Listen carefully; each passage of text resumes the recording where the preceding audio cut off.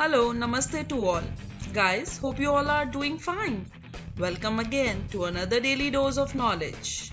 Don't forget to like, share, subscribe, and spread the word. Do you know what is the national food of India?